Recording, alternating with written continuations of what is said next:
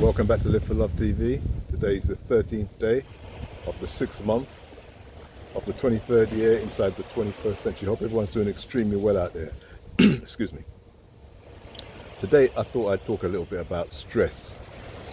Yeah? Stress is something that everybody experiences. No matter who you are, don't make anybody fool you about stress. Everyone experiences it. But I'm going to explain stress a little bit like this because I think I know a little bit about stress, having been through stress at certain parts in my life. I'm going to explain stress the best way I can explain it. Now I'm going to use a metaphor of FAT, which is fat.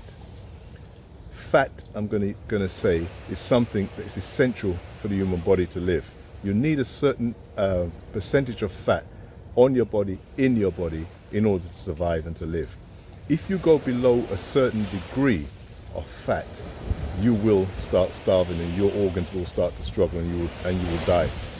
Long before you've got to 0% fat, which is what a lot of these people who try to say, oh, you need to be 2% body fat and all. Anybody who's anywhere near 2% body fat is already dying, believe me or not.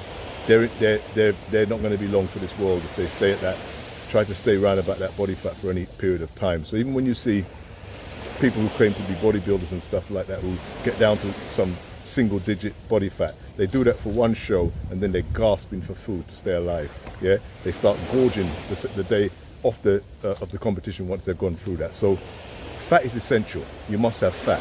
Obviously, in modern world, most of us in the Western world, we have far too much fat. That also becomes very dangerous.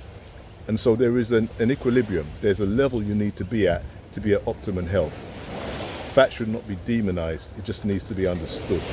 I'm using that word because I'm saying it in that way because this is what we're going to talk about now with stress, because we're now living in some tough economic times for people in the world.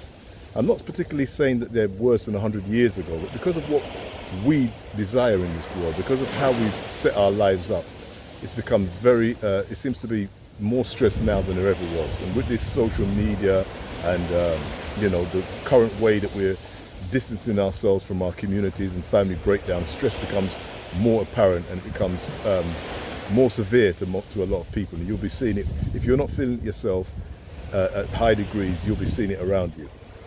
But stress is also like FAT, like I just explained. You need a certain amount of stress to strive, to go forward, to overcome. It's like resistance in training. You need a certain amount of resistance to build muscle. But too much resistance can hurt you. If you overdo it, you can damage yourself and you could even die if you have too much resistance. And stress can do that to you. If you get too much stress, eventually you can have either mental breakdowns, you can have situations where people are suicidal through stress. So it goes on and on and on. There are different ways that stress can take you out. And, so you need an equilibrium of stress. Now I'm talking about stress from that perspective. Now, I'm saying that stress, I'm trying to bring over that stress, when it becomes a high degree of stress, is a mental construct. Yeah, that mental construct is what causes anybody's problem. It's again how they see things. You can have two people in exactly the same situation, and one person's completely stressed out about it, and the other person's completely laid back, like they're in Shangri-La. How does that happen?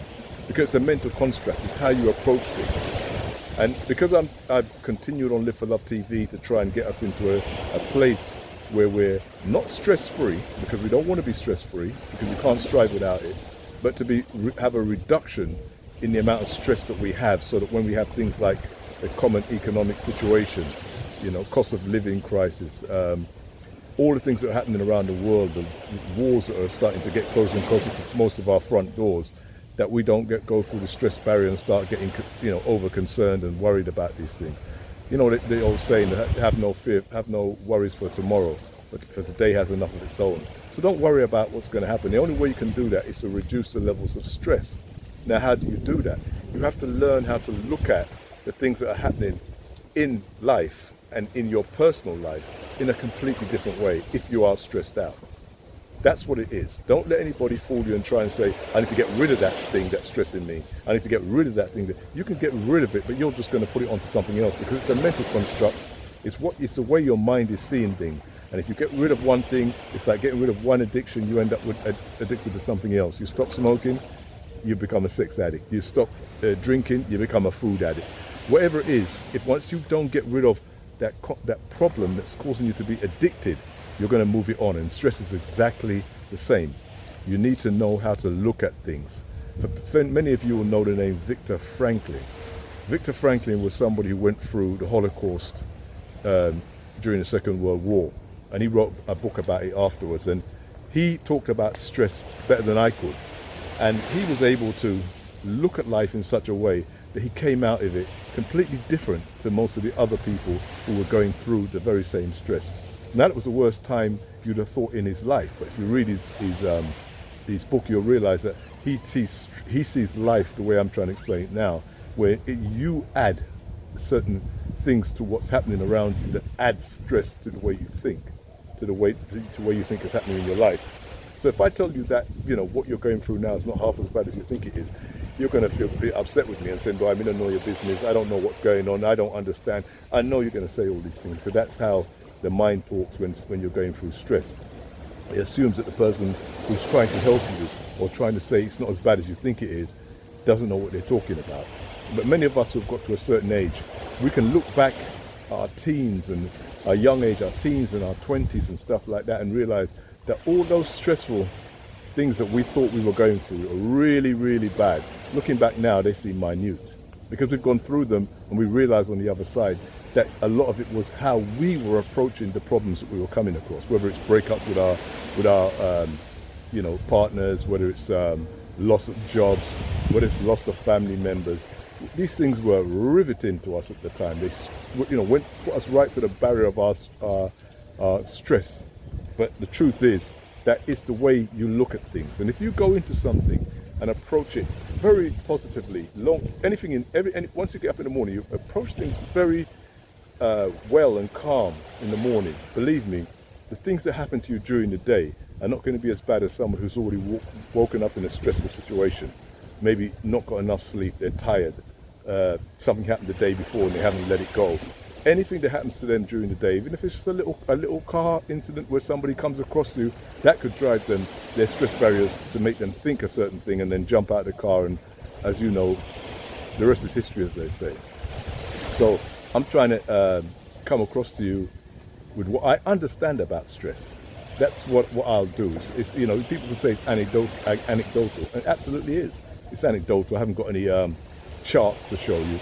I'm telling you what I've been through, what I can have experienced, what I've seen. And I know that stress is real.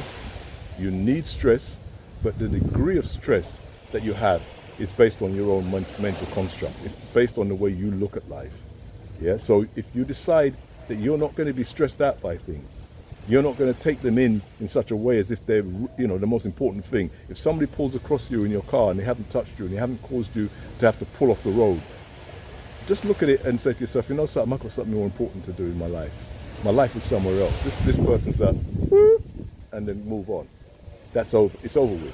Don't go racing up alongside them to give them a piece of your mind and go, because now you've taken it to a different level, because you're looking at the whole situation differently. You don't know who that person is, what they're going through, and what's happening with them. I mean, you may be the person that causes yourself to get into a serious situation with that person, or if you just let them go on and move on. It's always possible. You may go on down the road 3 or 4 miles down the road and see their car on the roof, and you think, my God, look what happened to that person. It's not something you're wishing on them, but you can foresee sometimes that this is not what the things that this person is doing under their current stressful life is not going to get them anywhere. It's certainly not going to move them forward in any positive direction. So you deal with your own stress, deal with your own mindset and mind thinking. I'm not saying to have positive thinking. I don't know if positive thinking is the right word to use in this situation, but just have a relaxed state of mind. Just be as relaxed as you can and do the things that make you feel good. If other people say, oh, you can't do that because I'm not doing that, there's another problem you will have straight there. That's when you now need to know that, hold on, I need to do something for self.